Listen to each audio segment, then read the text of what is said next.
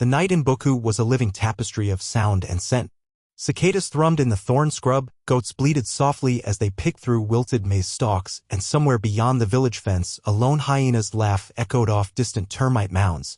A single paraffin lantern sputtered in the corner of Tawanda's family rendezvous, its glass chimney smeared with soot from nights spent burning far past curfew, chasing proofs and theorems in tattered notebooks.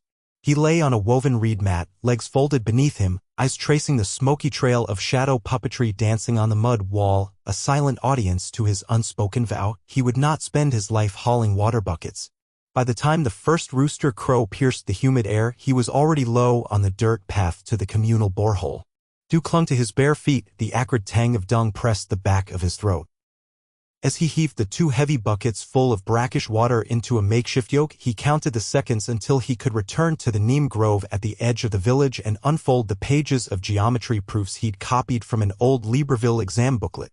There, in the gentle shade, every angle and theorem felt like a promise of escape, an open window to a world where irrigation pumps hummed on solar power and villages thrived without fear of drought. Before the sun had fully burned off the morning mist, he slipped back into the rendezvous, set the buckets down, and bowed his head to the morning prayer his mother whispered in Shona, for rain and for safe travels as their goats were taken to graze. Nyasha's voice was soft but threaded with worry. She placed a bowl of sadza and wild okra beside him. "Eat," she said. "You need your strength." Her smile was rare, but that morning it shone bright beneath the thatch. She knew better than anyone the spark she saw in her son's eyes. A spark that could set the world ablaze if only it had fuel. He ate quickly, his mouth dry despite the hot porridge. His uncle Shitoro strode in, cracking his whip of words as he demanded that Tawanda fetch firewood before sundown, tend the small herd of goats, and train for the tribal harvest dance, responsibilities no 13-year-old genius should ignore. But Tawanda merely nodded and rose as if processing an equation that had no real answer. In truth, he raced through the chores with half his mind calculating the load-shedding schedule so he could plan tonight's study session by candlelight. When the final bucket of wood was stacked, he slipped away with a practiced quiet, making his way to the small hollow beneath the neem tree, the one place even his uncle dared not pursue him. There, under the rough bark, he cracked open the binding of his notebooks, pages yellowed by the sun, edges frayed by termite nibbling. In careful Shona script he had recorded algebraic identities and the skeleton of differential equations gleaned from the lone copy of New General Mathematics that circulated through neighboring wards once every 2 years. He ran his finger along each line. A superscript 2 plus B superscript 2 equals C superscript 2, integral x dx equals x superscript 2/2 plus C, the beginnings of a language foreign to most in Buku but native to him. His heart drummed with the pure joy of understanding, the same joy he would one day translate into machines that flickered with LEDs instead of luxuries. By mid-afternoon, as the sun climbed toward its zenith, he returned home to shoulder the yoke again, hauling water for the goats. Each step sank into the red earth, reminding him of the grind he needed to outrun. Every bead of sweat felt like a measure of injustice, for where others saw an overburdened child, he felt the budding of a mind that could solve problems far beyond his village. And yet he carried the buckets willingly, aware of the unspoken bargain. Endure now, learn more later. That night, after dinner and chores, he lit the single remaining candle. Its glow barely reached the far corners of the rendezvous, but to him it was a spotlight on his destiny. He laid out his notebook and opened to a blank page, ready to tackle a concept he'd found scribbled on an old scrap: Maxwell's equations. He read, reread, and then drew each symbol. Nabla E equals rho slash epsilon.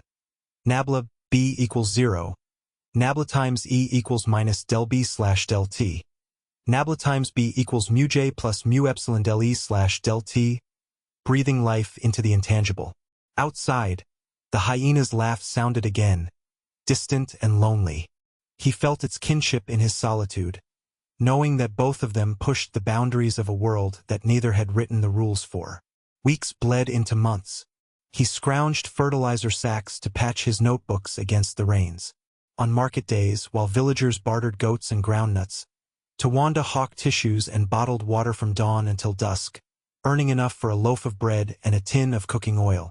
He studied every free moment. On the bus into Bandura's dusty streets, perched atop a crate outside the chemist's shop, beneath the faint hum of a half-functional street lamp. and from time to time he presented himself at the local science fair with a model carved from bicycle spokes and copper tape, tiny turbines meant to harness the creek water for village lighting. His entries were crude but ingenious, prompting whispered conversations among judges who wondered where such a boy had learned to dream so big. One fateful fair in Harare changed everything. He arrived early, clutching his turbine and trembling with anticipation. The hall smelled of lacquered wood and fresh paint. Banners boasted sponsors from the national utility. He set up, tested his device, made last-minute adjustments to the pitch of the blades. When the judges came around, he spoke plainly of magnetic flux and induced current, his face flushing with each technical term expertly delivered. Then he poured a trickle of water over the rotor. The turbine clicked to life, generating a small spark that lit a single bulb. The hall erupted in applause and camera flashes, and across the room, a tall man with wire-rimmed glasses nodded appreciatively. That man was Dr. Tendai Cube, a lecturer at the University of Zimbabwe. Dr. Cube sought him out after the award ceremony. He found Tawanda standing by a row of metal chairs, eyes wide with disbelief. "Where did you learn this?" he asked softly. Tawanda opened his mouth, but no words came, only the echo of every evening spent under candlelight. Dr. Cube smiled and placed a hand on his shoulder. "You belong at Goromanzi High School. I will arrange your scholarship. Come live in Harare. Learn in labs. Show the world what I saw today." The path to Goromanzi was neither direct nor easy. His mother wept at the thought of him leaving, his uncle spat curses about abandoned duty. But with Dr. Cube's letters of introduction, the Ministry of Education granted him a full scholarship. At 15, he boarded the rattling bus to the capital, the dusty windows framing a world of promise he'd never dared dream. As Bandura's tin roofs shrank behind him, he pressed his forehead to the glass and whispered a farewell to the baobab-lined roads of home. Goromanzi High sat amid jacaranda trees, their lavender blossoms drifting like snowflakes across brick pathways. His dorm room was Spartan, concrete walls, a single bunk, a desk by the window.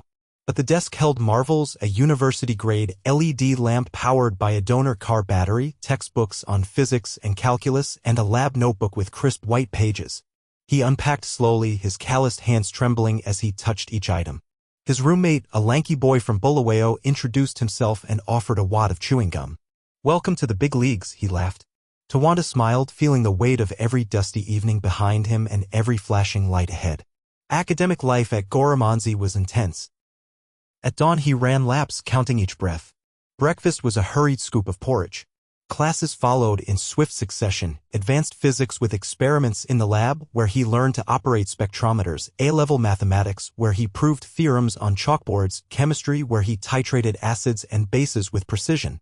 At noon, the campus generator sputtered and died, load shedding again, and he plugged in his LED lamp, invited classmates to study with him beneath its steady glow.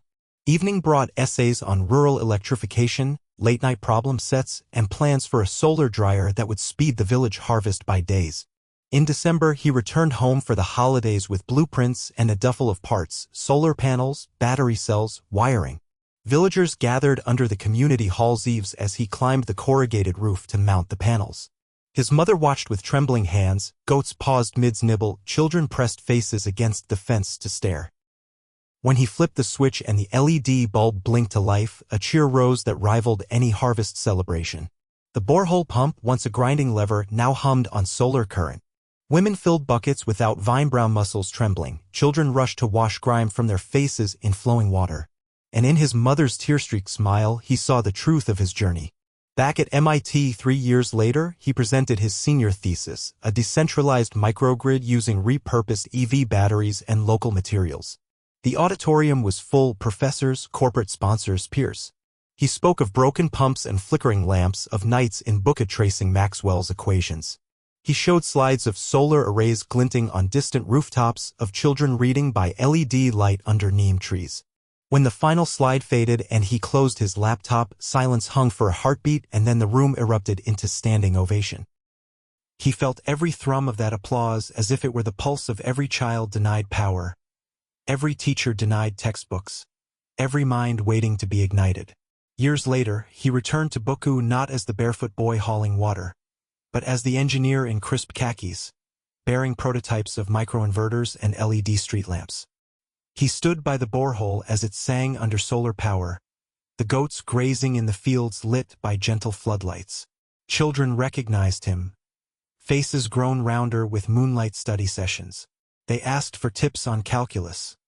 He showed them diagrams on a whiteboard scavenged from a dilapidated school. His mother, gray now but steady, stood beside him, her hand on his shoulder.